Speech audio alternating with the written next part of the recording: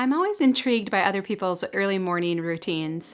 I think we can't help but wonder what would happen if I committed to getting up early every morning. Would I be a little happier? Would I achieve some of the things that I had hoped to? Would I feel a little more balanced? But unfortunately, these routines are often very difficult to start and to stick with. I've tried many things over the years, but never found one that checked all of the boxes.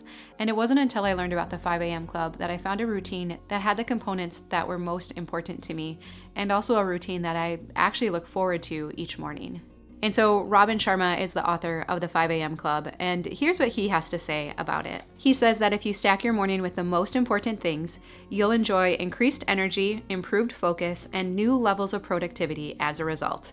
By taking a 60-minute victory hour, it gives you a huge competitive advantage.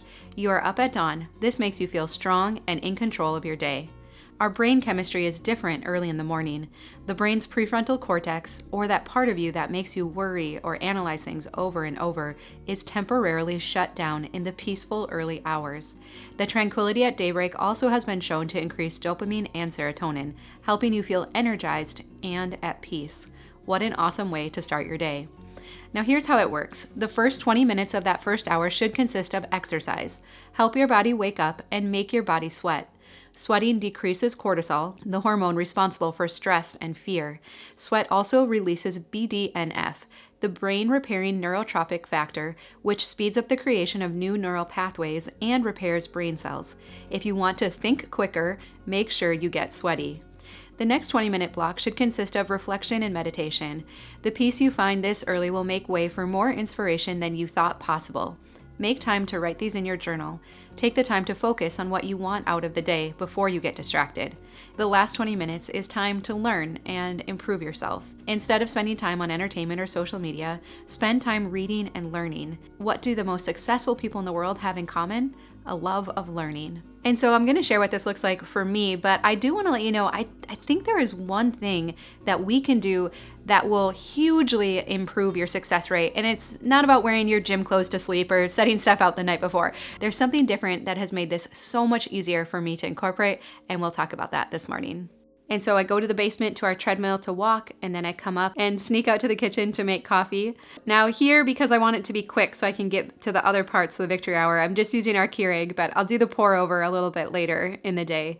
I also like to take a minute and just look out the window. This is usually the time when the sun is just starting to come up, and there's something very grounding about looking at the horizon in the morning and recognizing the consistency of the sun coming up the same every single morning. And then I head to our bedroom where I can sit and focus on the other two parts of the victory hour. So I first take a few minutes to stretch while I listen to the Bible recap.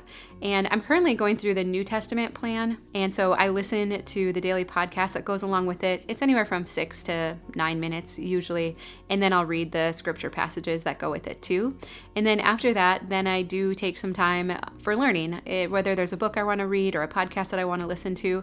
It's not always a full 20 minutes depending on when the kids get up and then we start to get distracted.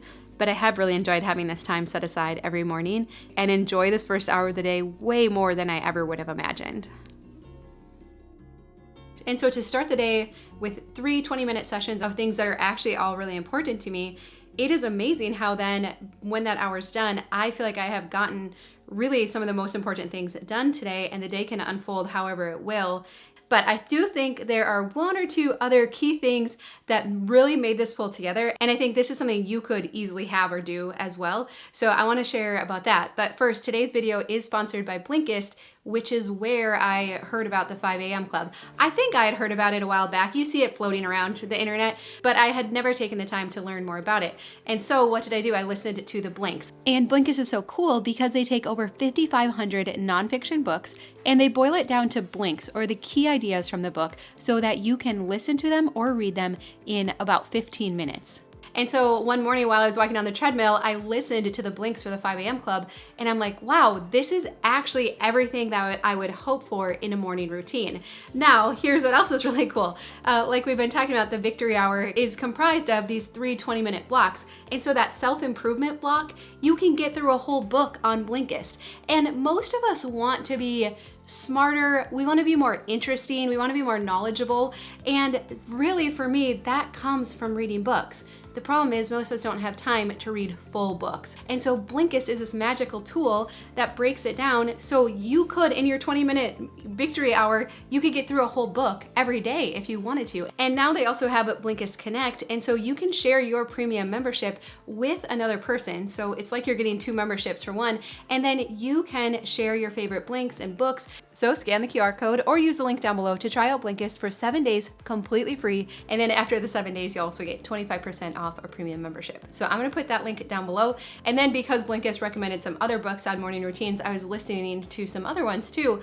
In the past, especially when our kids were really little, I started my day with work because I felt like if I didn't have an hour or 2 of uninterrupted time before the kids got up and really got going, then I just didn't feel on top of my day. And so I do think we're in a season of life now where this routine is possible.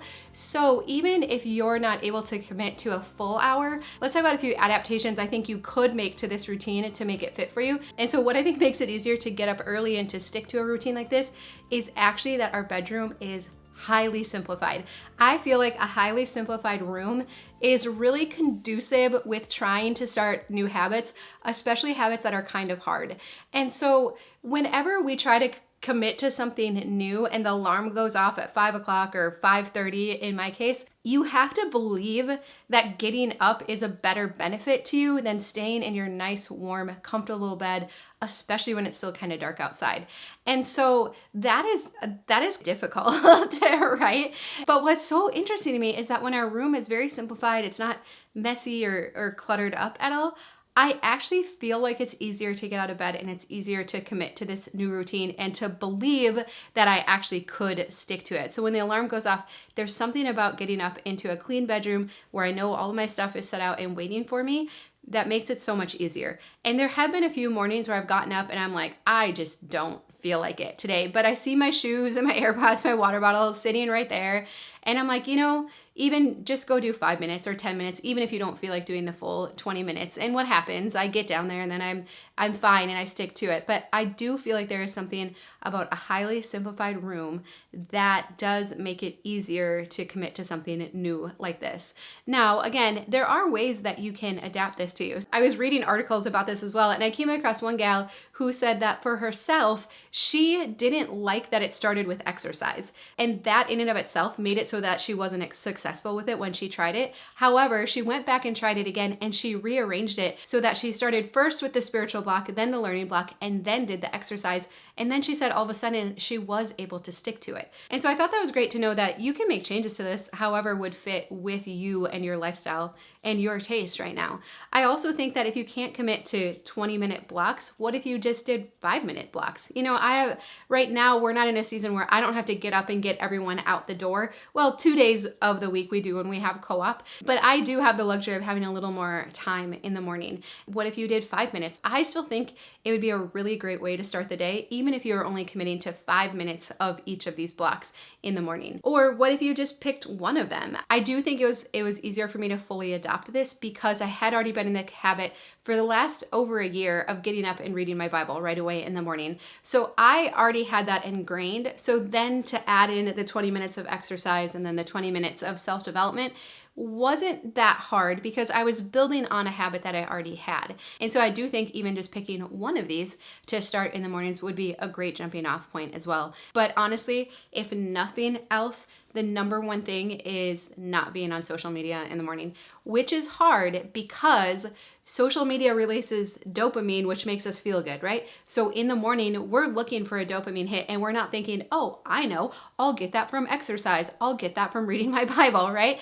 But the truth is that as we detox from getting it from social media and we get into these new routines, we do get dopamine and serotonin highs from what we're doing. It just takes a little bit of adapting and getting our brain detox from the dopamine rushes of social media to be sensitive again to what we get from these other things that we're doing. But what I really didn't like about going on social media first thing in the morning is that I never felt better afterwards.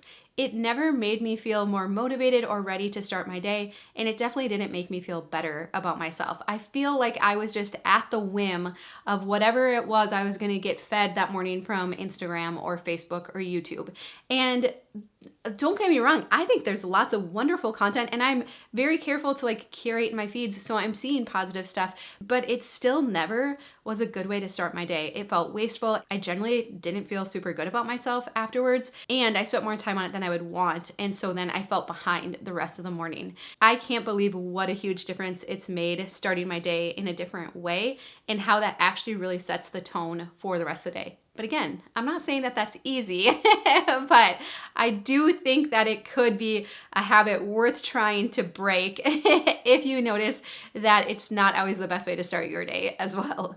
And another adaptation you could make is to not start at 5 o'clock. So in the winter, I have this really strange natural wake up time of 5:28. I don't know what it is, but I almost laugh in the morning when I wake up and I look at the time and it's 5:28. I don't even need to set an alarm. Like, I just naturally wake up at 5:28. Sometimes it's 4:24 and then I'm like, okay, I'm gonna go back to sleep for another hour and then I wake up at 5:28.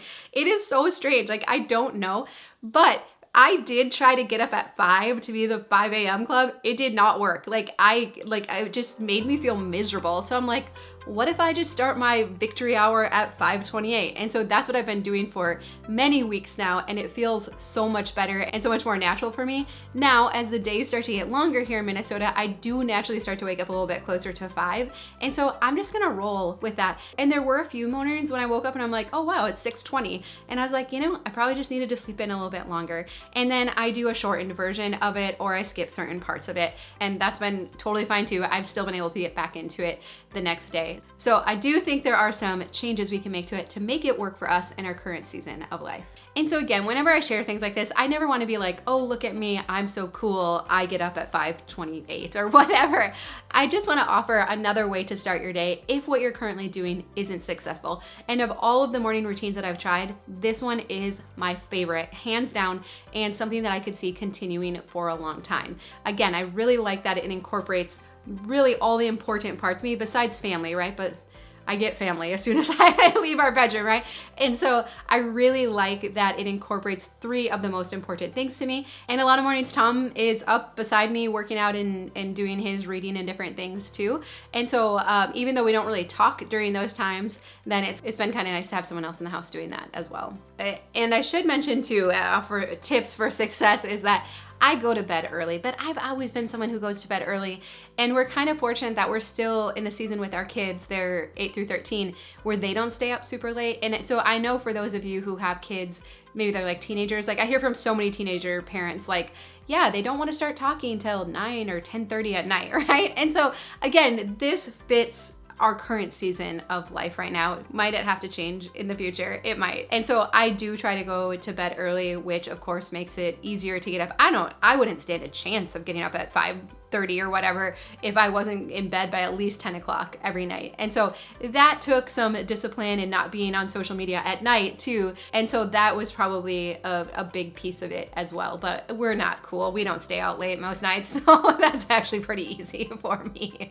Well, I would love to know, what's your morning routine? Have you found something that works for you and your specific season? Again, I think it's important to look for something that works with where we're at right now and not trying to force ourselves to fit into this mold of other people's routines. It's really not about impressing anyone else. It's about setting ourselves up for success for the rest of the day. And so I'd love to hear what's worked for you or what you found too for your current season down below. And if you would like some more encouragement for decluttering your bedroom, I'll link to a video about that as well. All right, I love you. I hope you have a really good day, and I'll see you again soon.